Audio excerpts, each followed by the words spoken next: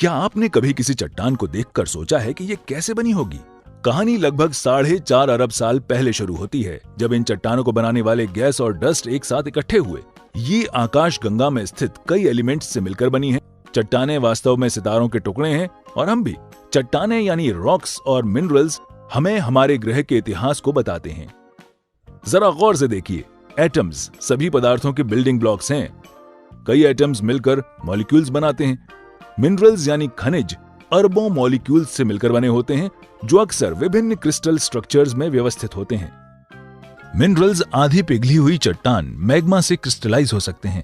जब मैग्मा ठंडा होकर सॉलिड बनता है तो वो इग्नियस रॉक्स बनाता है, जो कि 3 मुख्य चट्टानों में से एक हैं: इग्नियस, सेडिमेंट्री और मेटामॉर्फिक। ग्रेनाइट एक इंट्रूसिव इग्नियस रॉक है जो आमतौर पर पृथ्वी के महाद्वीपों में पाई जाती हैं। इनमें बड़े क्रिस्टल्स होते हैं क्योंकि ये पृथ्वी की सतह के नीचे धीरे धीरे ठंडी होती हैं। जब एक ज्वालामुखी का विस्फोट होता है तो लावा छोटे क्रिस्टल्स बनाते हुए जल्दी से ठंडा हो जाता है और एक्सट्रूसिव इग्नियस रॉक्स जैसे बेसाल्ट का निर्माण करता है। बेसाल्ट समुद्री तल और चांद के अधिकांश भागों को बनाता है। समय के साथ चट्टानें वेदरिंग इफेक्ट जैसे कि जल, वायु, गर्मी या बर्फ की वजह से टूट जाती हैं। छोटे टुकड़े जिन्हें सेडिमेंट्स कहते हैं, झीलों, नदियों और समुद्र में बह जाते हैं।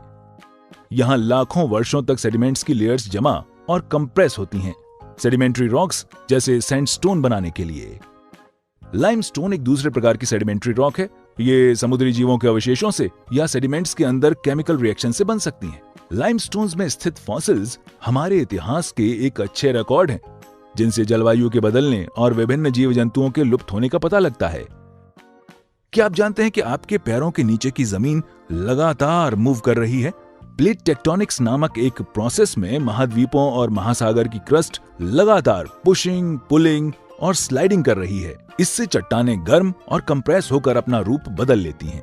मिनरल्स रियलाइन या रिक्रिस्टलाइज होते हैं, जिससे मेटामॉर्फिक रॉक्स बनती हैं।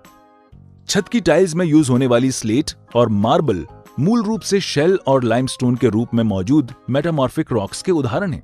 चट्टानों और खनिजों में होने वाले परिवर्तन हमें उनके ओरिजिन के बारे में बताते हैं। एक चट्टान का शेप और साइज और इसके मिनरल्स का रंग और अरेंजमेंट विभिन्न प्रकार की चट्टानों को पहचानने में जियोलॉजिस्ट्स की मदद करता है। चट्टानों की कई लेयर्स इस तरह से एक सेक्शन बनाती हैं।